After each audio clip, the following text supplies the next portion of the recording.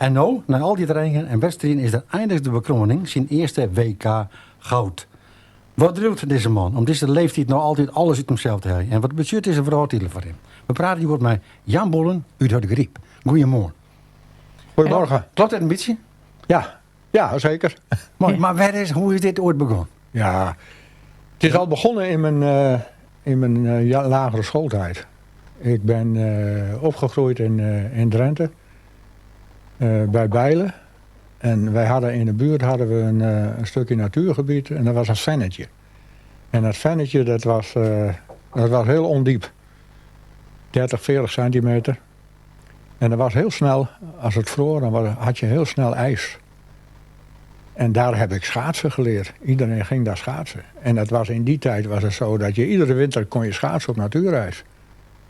En vaak meerdere keren. Ja. En daar is de liefde voor het schaatsen is daar begonnen. Ja. Dus eigenlijk bij tafel, dat is een vennetje weer.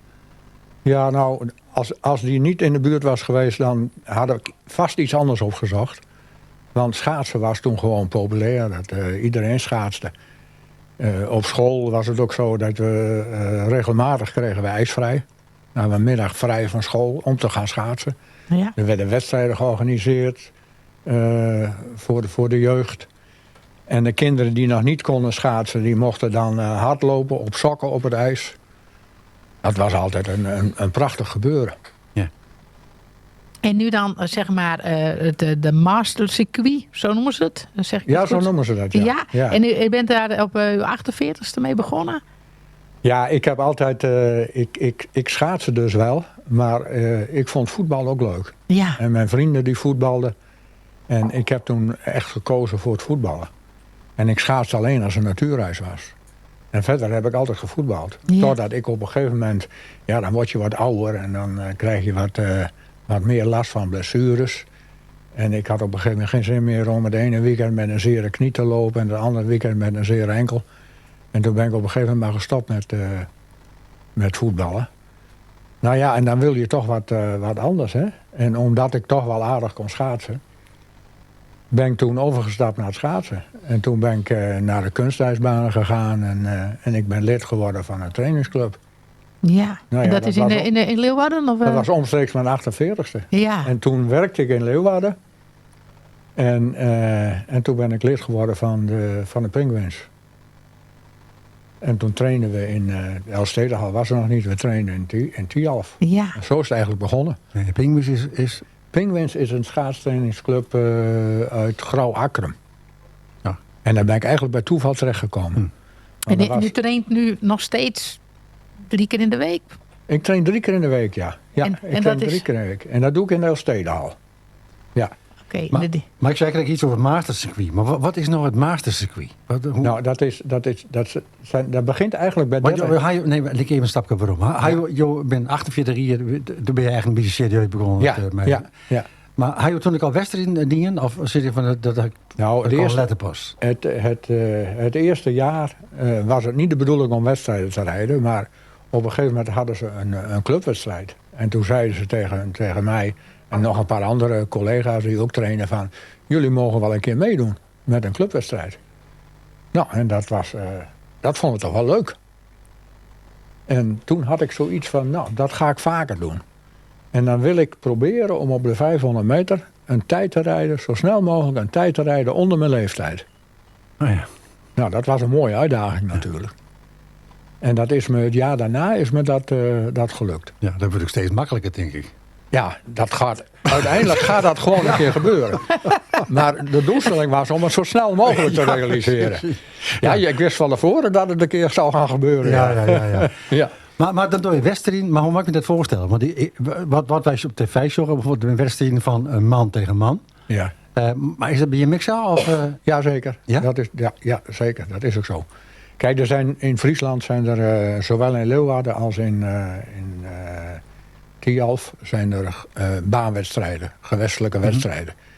Ieder weekend zijn er wel wedstrijden. En daar kun je voor inschrijven, daar kun je aan meedoen. En dat zijn afstanden 500 meter. Het is vaak een combinatie. 500.000 of 500, 1500, een 3 kilometer. En soms ook nog eens een keer een 5 kilometer. En dan houdt het zo'n beetje op. Ja.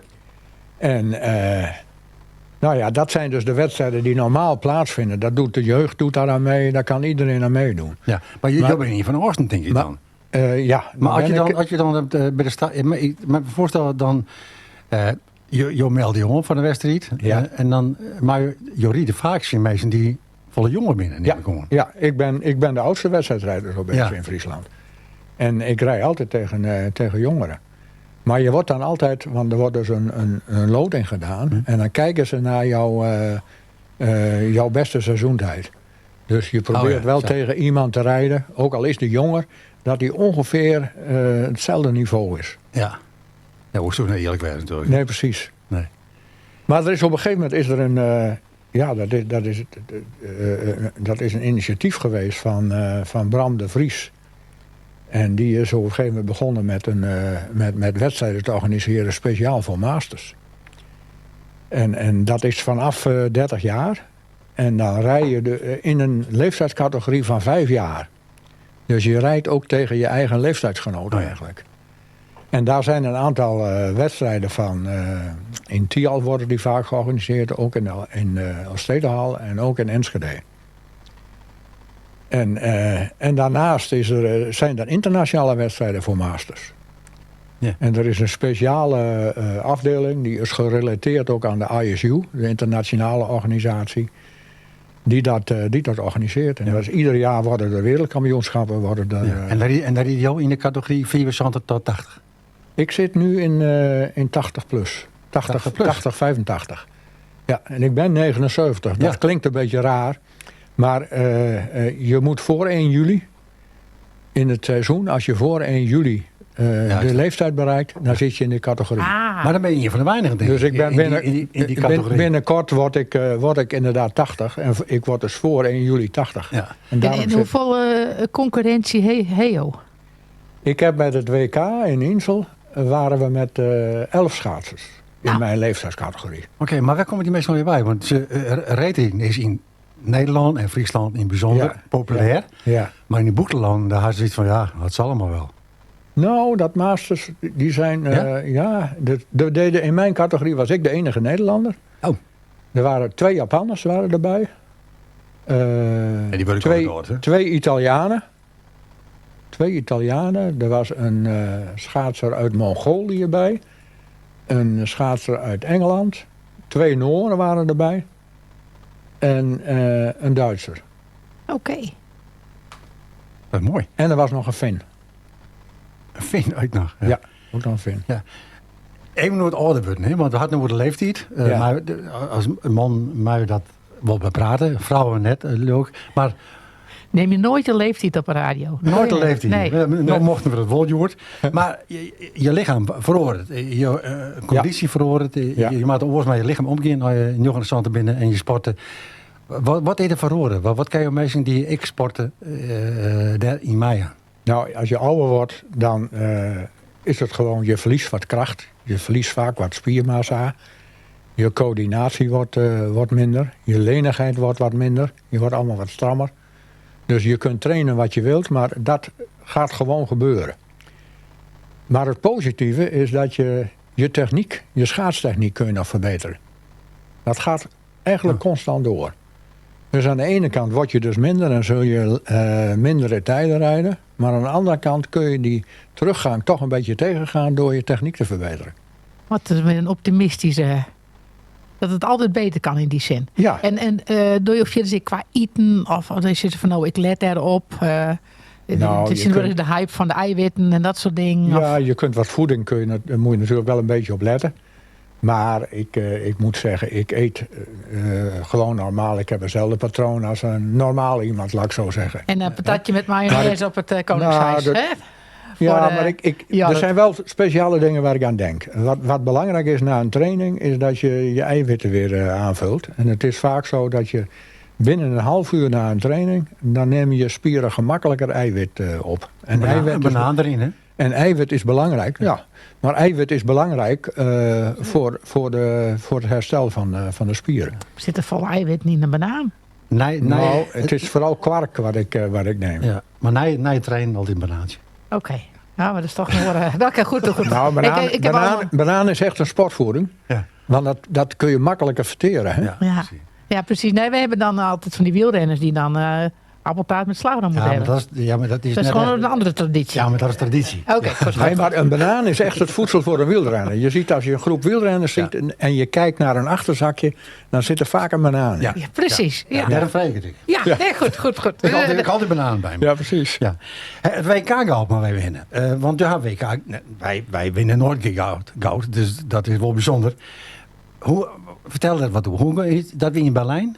Nee, dat? ik ben de eerste keer dat ik een internationale wedstrijd heb meegedaan, dat was in Berlijn, ja. Dat was in Berlijn. Ja, wanneer hij nog WK goud, waar hij dat won? Maar dat was geen, Nee. dat was geen WK. Dat zijn gewoon masterwedstrijden die ook op verschillende plaatsen plaatsvinden. Het eerste WK wat ik gereden heb, dat was in Alkmaar. En, en daarna, vanaf Alkmaar, heb ik regelmatig aan WK's deelgenomen. Maar nooit goud. Nooit goud, nee. Want ik zie 2003 was ook maar, dus u heeft wel het doorzettingsvermogen. Ja, maar het is ook leuk, want je komt daar bij die WK's, dan kom je ook vaak dezelfde mensen tegen, hè? Dezelfde rijders tegen. En je hebt dus, ik heb internationaal ook contacten met die rijders. Dat is ook ontzettend leuk. Ja. En als je dan weer zo'n WK hebt, dan is het ook een beetje een reunie. Dat is ook heel leuk om ze dan weer te zien. En dan heb je even gesprekken. En dat vind ik een hele leuke bijkomstigheid daarvan. En nu Ja. nog zeg maar de laatste keer echt WK goud. Ja. Ik heb in 2000, moet ik even denken hoor. In 2016 heb ik op het podium gestaan in Baselga. In 2022 heb ik op het podium gestaan in Insel. En dat was toen net na de coronatijd. Aha. Dat was nog wel spannend, want daar moesten we iedere keer getest worden. En ik weet nog dat er een schaatser uit Rusland was. Die was speciaal uit Moskou gekomen. En die was in Insel en daar werd hij getest. En die testte positief. Dus die mocht niet meedoen. Ja. Nou ja, en nu dit jaar voor het eerst op de hoogste treden van het podium. Ja. Nou, zet er eens rond, einde klaar. En ik had eigenlijk, want in Innsbruck was het WK voor de sprint. En dat is 500.000. En de tweede dag ook weer 500.000. En daar had ik zoiets van, nou, daar zou ik wel eens eerste kunnen worden. En daar kwam ik net 1500ste tekort om eerste te worden. Dat is echt helemaal niks, hè? En het week daarna was het allround. En dat was 500, 1000, 1500 en 3 kilometer. Dat is goed. En daar had ik voor mijzelf daar wat minder kans. Maar doordat ik het de week daarvoor het net niet haalde, denk ik van, potverdikke, dan zal ik me even laten zien. En wat is de volgende missie? Nou, volgend jaar probeer ik weer met het WK mee te doen. Ja. Maar je moet je eerst plaatsen. Hè? Want ieder land krijgt een aantal plaatsen toegewezen. Oh. En er is vaak wat meer belangstelling. Dus dan wordt gekeken van de snelste in iedere categorie. Die mogen daar meedoen. Misschien moet- helpt de 80 jaar nu ook? Of wordt de concurrentie... Nou, ieder jaar komen er weer nieuwe bij. En er zijn weer Ja, dat gaat ook ouderen die er weer uitgaan. ja. Dat is wel zo. Dus er komen weer jongeren bij. En Wij wachten in spanning af. Ja, nou, gefeliciteerd met deze palmares, ook zitten we. ja, En op naar de volgende. dank u wel. Ja. En als het zover is, dan willen we wel te vinden. Dan Mooi hebben we zo. het er nog even over. Mooi zo.